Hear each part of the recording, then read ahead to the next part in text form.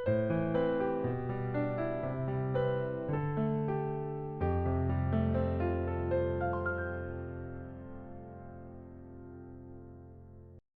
함께 기도하심으로 9월 13일 수요일 매일 주심 기도회 시작하도록 하겠습니다. 하나님 아버지, 오늘도 이렇게 하루를 열어주시고 우리에게 귀한 날 선물로 주심을 감사드립니다.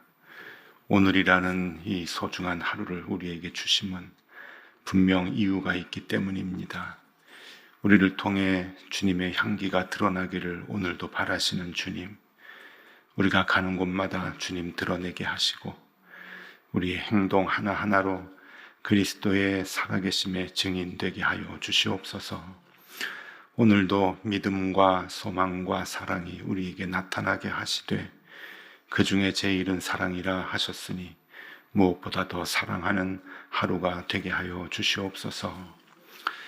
주님, 우리의 삶에 많은 역경과 어려움들이 시시때때로 찾아옵니다. 하나님, 우리가 세상 의지하며 모든 문제를 풀어나가지 않게 도와주시고 주님을 더 바라보며 주님을 의지하며 주님께 모든 것을 내어 맡기며 풀어나갈 수 있도록 인도하여 주시옵소서. 삶의 여러 가지 문제를 안고 주님 전에 나왔습니다. 하나님, 우리를 긍휼히 여겨주시고 주님의 말씀 속에서 하나하나 모든 문제를 풀어나갈 수 있도록 우리에게 눈을 주시고 마음을 주시옵소서. 주님, 우리 교우들 중에 특별히 육신의 병으로 인해 간절히 주님께 간구하는 가족들이 있습니다. 오늘도 주님께서 그 침상을 붙들어 주시고 함께 동행하여 주시옵소서. 특별히 어머니가 방사선 치료를 잘 받도록 그리고 잘 견디고 회복이 되도록 기도하는 당신의 딸이 있습니다. 오늘도 치료를 받을 때 어머니가 통증을 이겨낼 수 있도록 그리고 주의 손길로 회복될 수 있기를 바라는 딸의 기도를 주님 들어 주시옵소서. 척추 관혈종 응급수술을 받고 회복 중인 당신의 아들이 있습니다. 다리의 감각이 아직 돌아오지 않았다고 하는데 주님 도와주시고 주님 일으켜주시고 주님께서 다시 일상생활이 어렵지 아니하도록 함께하여 주시기를 간절히 기도합니다. 가족들의 기도를 들어주시고 회복의 속도가 빠를 수 있도록 주님 함께하여 주옵소서. 주님, 그 외에 크고 작은 병으로 인해서 오늘도 육체와 마음이 아픈 모든 주의 자녀들을 주의 손으로 붙잡아 주시고 그 상처를 감싸 주시옵소서.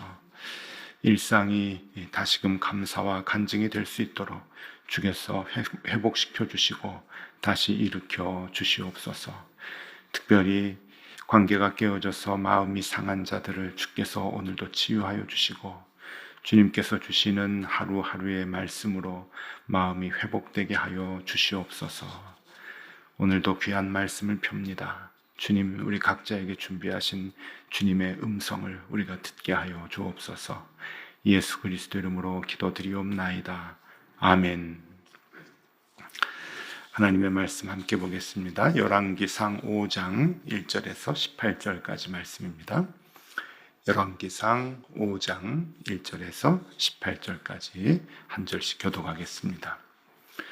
솔로몬이 기름 부음을 받고 그의 아버지를 이어 왕이 되었다 함을 두로왕 히람이 듣고 그의 신하들을 솔로몬에게 보냈으니 이는 히람이 평생의 다윗을 사랑하였음이라. 이에 솔로몬이 히람에게 사람을 보내어 이르되 당신도 알거니와 내 아버지 다윗이 사방의 전쟁으로 말미암아 그의 하나님 여호와의 이름을 위하여 성전을 건축하지 못하고 여호와께서 그의 원수들을 그의 발바닥 밑에 두시기를 기다렸나이다. 이제 내 아버지 여호와께서 내게 사방에 태평을 주심에 원수도 없고 재앙도 없도다. 여호와께서 내 아버지 다윗에게 하신 말씀에 내가 너를 이어 내 자리에 오르게 할 내 아들 그가 내 이름을 위하여 성전을 건축하리라 하신 대로 내가 내 하나님 여호와의 이름을 위하여 성전을 건축하려 하오니 당신은 명령을 내려 나를 위하여 레바논에서 백향목을 베어내게 하소서. 내 종과 당신의 종이 함께할 것이요 또 내가 당신의 모든 말씀대로 당신의 종의 싹을 당신에게 드리리이다. 당신도 알거니와 우리 중에는 시돈 사람처럼 벌목을 잘하는 자가 없나이다. 히람이 솔로몬의 말을 듣고 크게 기뻐하여 이르되 오늘 여호와를 찬양할지로다. 그가 다윗에게 지혜로운 아들을 주사 그 많은 백성을 다스리게 하셨도다 하고 이에 솔로몬에게 사람을 보내어 이르되 당신이 사람을 보내어 하신 말씀을 내가 들었거니와 내 백향목 제목과 잣나무 제목에 대하여 당신이 바라시는 대로 할지라. 내 종이 레바논에서 바다로 운반하겠고 내가 그것을 바다에서 뗏목으로 엮고 당신이 지정하는 곳으로 보내고 거기서 그것을 풀리니 당신은 받으시고 내 원을 이루어 나의 궁정을 위하여 음식물을 주소서 하고 솔로몬의 모든 원대로 백향목 제목과 잣나무 제목을 주매 솔로몬이 히람에게 그의 궁정의 음식물로 밀 2만 고루와 맑은 기름 20고루를 주고 해마다 그와 같이 주었더라. 여호와께서 그의 말씀대로 솔로몬에게 지혜를 주신 고로 히람과 솔로몬이 친목하여 두 사람이 함께 약조를 맺었더라. 이에 솔로몬 왕이 온 이스라엘 가운데서 역군을 불러 일으키니 그 역군의 수가 3만 명이라. 솔로몬이 그들을 한 달에 10,000명씩 번갈아 레바논으로 보내매 그들이 한 달은 레바논에 있고 두 달은 집에 있으며 아도니람은 감독이 되었고 솔로몬에게 또 짐꾼이 7만 명이요 산에서 돌을 뜨는 자가 8만 명이며 이 외에 그 사역을 감독하는 관리가 3,300명이라. 그들이 일하는 백성을 거느렸더라. 이에 왕이 명령을 내려 크고 귀한 돌을 떠다가 다듬어서 성전의 기초석으로 놓게 하매 솔로몬의 건축자와 히람의 건축자가 그발 사람이 그 돌 다듬고 성전을 건축하기 위하여 제목과 돌들을 갖추니라. 아멘. 잘 주무셨죠? 예. 오늘 하나님께서 여러분들과 함께 동행하시기를 바라고요. 또 영상으로, 음성으로 또 이 시간 동참하는 분들에게도 하나님의 동행이 함께 하기를 바라는 귀한 날입니다. 자, 솔로몬이 성전을 건축하는데 그냥 건축이 다 됐네요. 이렇게 한 장 읽으니까 건축이 후딱 다 됐는데 건축하는 게 참 이렇게 쉬운 것 같습니다. 자, 그런데 이 솔로몬의 그 성전 건축에 어떠한 메시지가 있는가 하는 것을 우리가 오늘 이 말씀을 통해서 알아보도록 하겠습니다. 두로왕 히람이 그러니까 이제 레바논 사람입니다. 레바논에 이제 백향목이 있잖아요. 나무가 좋은데 이 두로왕 히람이 이제 솔로몬에게 거래를 이제 시작하는 거예요. 그게 1절과 2절에 나오는데 다시 읽어드립니다. 솔로몬이 기름 부음을 받고 그의 아버지를 이어 왕이 되었다 함을 두로왕 히람이 듣고 그의 신하들을 솔로몬에게 보냈으니 이는 히람이 평생의 다윗을 사랑하였습니다. 이에 솔로몬이 히람에게 사람을 보내어 이르되 이렇게 이제 히람 왕하고 이제 거래가 시작되게 되는데 히람은 이제 두로 왕인데 두로와 시돈 그러니까 이제 레바논 지역에 조그만한 해변의 도시 국가예요. 그러니까 다윗 왕 때부터도 뭐 상대가 되지 않는 그러니까 다윗 왕에게 잘 보여야 목숨을 부지하고 살아가는 이제 그러한 변방의 조그만한 이제 도시 국가였는데 다윗 왕의 아들인 솔로몬이 이제 왕이 됐다고 하니까 이제 화친을 이제 맺게 되는 거죠. 계속해서 도와줄 테니까 우리를 잘 봐달라라고 하는 그런 의미가 이제 있는 거예요. 근데 그것이 성전 건축하고 이제 연결이 됩니다. 자, 이제 히람이 그 신하들을 솔로몬에게 보내니까 솔로몬이 이렇게 이제 히람 왕에게 요구를 합니다. 6절 말씀인데 당신은 명령을 내려 나를 위하여 레바논에서 백향목을 베어내게 하소서. 내 종과 다윗의 종이 함께할 것이요 또 내가 당신의 모든 말씀대로 당신의 종의 싹을 당신에게 드리리이다. 당신도 알거니와 우리 중에는 시돈 사람처럼 벌목을 잘하는 자가 없나이다. 이제 성전을 좀 지어야 되는데, 하나님의 성전을 지어야 되는데 나무가 필요합니다. 근데 우리는 나무도 없고, 나무가 없으니까 나무를 다룰 줄 아는 사람들도 없겠죠. 목수도 없겠죠. 그러니까 원래 이 나무가 좋은 이 레바논 지역의 백향목을 좀 베어다가 우리 성전 지을 수 있도록 좀 도와주시고, 그리고 그 나무도 다룰 수 있는, 이 나무는 그냥 벌목할 수 있는 사람을 얘기하는 게 아니라 나무를 자르고 그것으로 건축할 수 있는 목수들을 같이 보내주십시오 라고 하는 이제 그러한 그 말씀이지요. 자, 히람이 그 얘기를 듣고 이제 약속을 합니다. 8절과 9절 말씀인데요. 이에 솔로몬에게 사람을 보내어 이르되 당신이 사람을 보내어 하신 말씀을 내가 들었거니와 내 백향목 제목과 잣나무 제목에 대하여는 당신이 바라는 대로 할지라. 내 종이 레바논에서 바다로 운반하겠고 내가 그것을 바다에서 뗏목으로 엮어 당신이 지정하는 곳으로 보내고 거기서 그것을 풀리니 당신은 받으시고 내 원을 이루어 나의 궁정을 위하여 음식물을 주소서. 나무 줄게요.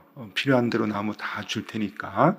그리고 운반도 참 어렵지만은 바다를 통해서 운반을 할 수 있도록 할 테니까 우리에게 이제 먹을 걸 주십시오 라고 하는 거예요. 아무래도 먹을 게 좀 부족했던 것 같아요. 그러니까 거래하는 거죠. 요즘 말로 얘기하면 이제 무역인데, 자, 그 백향목이 어떤 루트를 통해서 오는가 하는 것을 지도를 좀 이제 보여드리면요. 두로와 시돈 지역은 이제 북쪽이죠. 북쪽이고 큰 이제 높은 산이 있습니다. 그러니까 육지로 오는 것은 쉬운 일이 아니에요. 그래서 이 레바논에서 이제 백향목을 벌목을 해다가 이 두로라고 하는 그 항구 도시에서 이제 뗏목을 만들어서 요바까지 이제 내려보냅니다. 저게 이제 쉬운 일이 아니죠. 파도도 있고 이제 그러는데 그 요바까지 내려보내면 요바에서 예루살렘 성전까지 육로를 통해서 그 무거운 나무를 가지고 이제 또 올라가는 거예요. 이 요바는 이제 지금은 그 텔아비브라고 해서 이스라엘의 수도인데 이 요바에서 예루살렘까지 70km입니다. 그러니까 뭐 어마어마한 그 거리죠. 근데 그거를 엄청난 이 그 나무 크기, 무게 이걸 가지고 이제 예루살렘까지 올라가야 되는데 예루살렘이 해발 800m거든요. 그러니까 요바에서부터 계속 올라가야 되는 거예요. 이게 참 쉬운 그 여정이 아닌데 하나님의 성전을 짓기 위해서 이렇게 그 레바논 백향목, 잣나무 베어다가 바다로 뗏목으로 그리고 육로로 이렇게 이제 옮기는 과정, 이것을 이제 다 감당을 하는 거죠. 그림을 하나 좀 보여드리면은 저게 그 성전을 짓는, 솔로몬이 성전을 짓는 모습에 그냥 상상을 해서 이제 그린 그림이에요. 유명한 성화는 아니고 그냥 그림인데 저 중간쯤 보면은 그 솔로몬의 머리 부분에 이게 이제 옆으로 이렇게 백향목들이 이제 놓여져 있어요. 그러니까 큰 백향목들이 와서 이제 성전 안에 여러 가지 이제 이제 기둥도 세우고 또 가구도 만들고 대들보도 세우고 하는 이제 그런 일들을 이제 백향목 나무로 이제 한 것을 알 수가 있는데 엄청난 인원들이 동원이 돼서 이제 일을 이제 성전 건축을 하고 있는 거죠.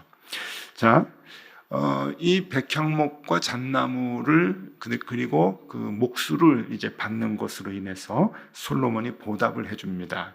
이 성전 지을 때 그냥 열정페이로 지으면 안 되는 거예요. 다 값을 치르고 보답을 해야 되는데 10절과 11절 말씀입니다. 솔로몬의 모든 원대로 백향목과 잣나무 제목을 주매 솔로몬이 히람에게 그의 궁정의 음식물로 밀 2만 고루와 맑은 기름 20고루를 주고 해마다 그와 같이 주었더라. 그러니까 매년 밀 2만 고루, 기름 20고루. 솔로몬 성전을 몇 년 동안 지었죠? 7년 동안 지었습니다. 그러니까 7년 동안 이렇게 준 거예요. 어제 고르에 대해서 배웠죠? 나귀가 지을 수 있는 그 한 마리가 지을 수 있는 짐이라고 했어요. 그러니까 한 쌀 2가마 정도 이제 얘기를 했는데, 이 당나귀를 세우면은 2만 마리 분의 곡식, 그리고 그것을 또 반죽을 해서 떡을 해 먹을 수 있는 기름 20마리 이 분의 기름, 그러니까 어마어마한 양을, 그러니까 솔로몬이 그만큼 부자였다는 거죠. 어마어마한 양을 이제 그 히람에게, 두로왕 히람에게 이제 주었다. 이제 그렇게 얘기를 합니다. 자, 그래서 뭐 이제 그 일꾼이 뭐 3만 명이고, 또 뭐 짐꾼이 7만 명이고, 돌 뜨는 자가 8만 명이고, 감독이 3,300명이고, 뭐 이제 이렇게 나오는데, 이건 뭐 이렇게 중요한 건 아니고요. 하여튼 전 국민이, 유대인들이 다 달라붙어서 성전을 건축했다. 뭐 그렇게 이제 이해하시면 될 것 같습니다.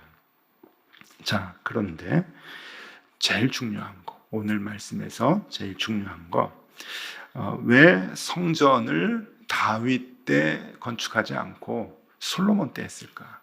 그냥 상식적으로 생각해 보면 솔로몬은 말년에 참 그 하나님 말씀을 벗어나서 악하게 갔잖아요. 우상을 숭배하고, 아내들이 가져왔던 우상을 위해서 전을 짓고 산당을 짓고, 이제 그런 일들이 이제 그 후반부에 이제 많이 있는데, 왜 보면은 다윗이 성전을 짓는 게 더 맞잖아요. 다윗이 더 위대하고 다윗의 업적이 더 엄청나고, 아마 모르긴 해도 하나님이 솔로몬보다 다윗을 더 사랑하셨을 것 같은데, 왜 다윗 때가 아니고 솔로몬 때 성전을 짓게 했는가? 이건 매우 중요한 의미라고 봐요. 오늘 이제 그것을 하나님이 얘기해 주시는데 3절과 4절입니다. 오늘 제일 중요한 말씀이에요. 3절과 4절. 당신도 알거니와 내 아버지 다윗이 사방의 전쟁으로 말미암아. 이게 중요하죠. 사방의 전쟁으로 말미암아. 그러니까 전쟁을 했다 이거예요. 전쟁을 너무 많이 해서 성전을 건축하기는 힘들었다고 하는 거죠. 그의 하나님 여호와의 이름을 위하여 성전을 건축하지 못하고 여호와께서 그의 원수들을 그의 발바닥 밑에 두시기를 기다렸나이다. 4절. 이제 내 하나님 여호와께서 내게 사방에 태평을 주심에 원수도 없고 재앙도 없도다. 중요하죠? 원수도 없고 재앙도 없다. 성전은 언제 지어져야 되는가? 원수도 없고 재앙이 없을 때 지어져야 돼요. 전쟁이 없을 때, 피 흘림이 없을 때. 다윗은 전쟁을 많이 했고 피 흘림이 있었어요. 그리고 원수도 있었고 재앙도 있었고 마음의 분노도 있었고, 이런 것들로는 성전을 지을 수 없다고 하는 거예요. 이게 굉장히 중요한 의미를 우리에게 주는 것이죠. 자, 솔로몬 때 모든 것이 다 없어진 거예요. 전쟁도 없어지고 피 흘림도 없어지고, 그리고 말씀대로 원수도 없고 재앙도 없을 때, 그래 하나님의 성전을 지어라. 하나님의 성전을 지어라. 여러분, 이게 무슨 말일까요? 오늘 우리에게 주는 메시지가 아주 분명한데, 우리가 하나님 앞에 나와서 이 성전에서 이제 예배를 드리잖아요. 이 예배는 어떤 상황에서 드려야 하나님께서 우리의 예배를 받아주시는가? 성전이 지어지는가? 우리의 삶에서. 그것은 피 흘림이 없을 때, 전쟁이 없을 때, 그리고 원수가 없고 재앙이 없을 때, 그럴 때 하나님 앞에서 드리는 예배가 하나님이 받아주시는 예배가 된다고 하는 거예요. 마음의 분노와 원수와 그다음에 피 흘림과 이런 마음 상태로 우리가 하나님 앞에 제물을 드리고 예배를 드릴 때 하나님께서 그것을 받아주시겠는가?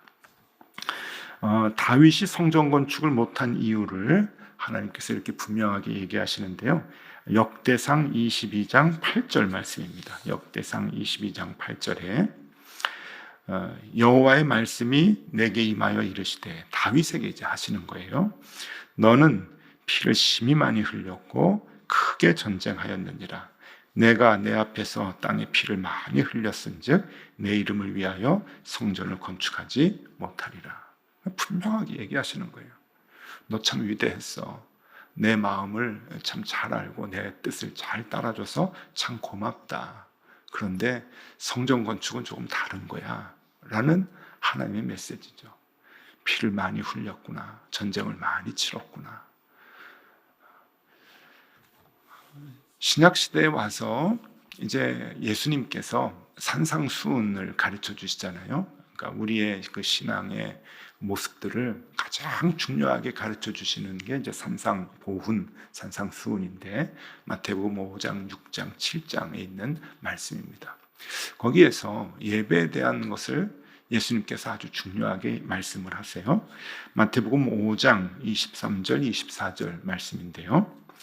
그러므로 예물을 제단에 드리려다가 거기서 내 형제에게 원망 들을 만한 일이 있는 것이 생각나거든. 예물을 제단 앞에 두고 먼저 가서 형제와 화목하고 그 후에 와서 예물을 드리라. 여러분, 이게 같은 말입니다. 같은 말. 그러니까 다윗이 성전을 짓지 못하고 다 원수가 사라지고 분노가 사라지고 그리고 재앙도 없는, 피 흘림이 없고 전쟁이 없는 그 상황까지 하나님이 기다리시고 솔로몬 때 성전을 지을 수 있도록 허락해 주신 것은 그 짓는 성전을 하나님께서 받으시는 거잖아요. 그럼 다윗이 지었을 때 하나님이 받지 못하시겠다는 거예요. 그러니까 넌 짓지 말아라 라고 하는 거죠. 오늘날 우리의 예배가 마찬가지예요. 우리의 예배가 마음의 분노가 있고 미움이 있고 다툼이 있고, 그리고 오늘 말씀하는 것 같이 형제하고 그렇게 그 원망 들을 만한 그러한 그 일들이 있는 상황에서 우리가 하나님 앞에 드리는 예배를 하나님께서 받아주시겠는가? 아니라는 거예요. 아니라.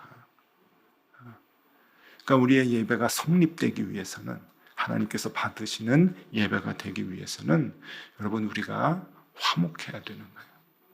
그리고 우리가 화평을 위해서 하나님의 사람으로서 그 일을 해야 되는 거예요. 왜냐하면 하나님이 그것을 좋아하시니까. 그 사람들이 하나님 앞에 나와서 예배할 때 하나님께서 그 예배를 받아주시는 거죠. 그래서 이 말씀이 오늘 우리에게 참 중요합니다. 우리가 늘 평생을 하나님 앞에 나와서 예배하고 하나님 앞에 나와서 기도하고 그러지만, 왜 자꾸 예배하고 기도하는데 내 기도는 응답도 안 되는 것 같고 왜 마음은 계속 무겁고 그럴까? 이유가 여기에 있어요. 여기에 우리가 하나님 앞에서 하나님께서 원하시는 대로 매뉴얼을 가지고 이제 살아가야 되는데, 그 매뉴얼이 뭐냐? 다윗과 솔로몬이 하나님께서 누구의 손을 통해서 성전 짓기를 원하셨는지, 그리고 예수님의 말씀을 통해서 우리가 어떻게 하나님 앞에 나와 예배해야 하는가 하는 것을 하나님께서 우리에게 말씀해 주고 있습니다. 자, 여러분, 늘 드리는 예배가 하나님께서 기쁘게 받아주시는 그러한 예배가 되면 참 좋겠습니다. 그러한 예배가 될 수 있도록 우리가 무엇을 해야 하는가, 오늘 하나님께서 우리에게 일러주시는데, 우리가 이 말씀대로 잘 따르고 행해서 하나님 기뻐하시는 예배 날마다 드리는, 하나님 받아주시는 예배 날마다 드리는 우리들이 다 되기를 소망합니다. 기도하겠습니다. 주님, 원수가 있고 전쟁이 있고 피 흘림이 있어 다윗이 성전을 건축할 수 없었듯이 우리에게도 마음의 미움과 원망과 분노가 있다면 우리가 드리는 예배도 더 이상 주님 받으시는 예배 되지 못합니다.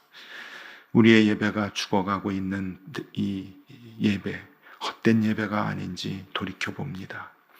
몸은 예배당에 나와 있고 입술은 주님을 찾지만 주님 받으시는 참된 예배가 성립이 되도록 주님 우리의 마음을 다스려 주시옵소서. 원수도 없고 전쟁도 없고 피 흘림도 없고, 그래서 몸과 마음에 재앙도 없는 주님 기뻐하시는 참된 예배자가 다 되게 하여 주시옵소서. 오늘도 그런 예배자가 되기 위해 애쓰는 하루가 될 수 있도록 주님 우리를 인도하여 주옵소서. 예수 그리스도 이름으로 기도드리옵나이다. 아멘. 함께 기도하시겠습니다.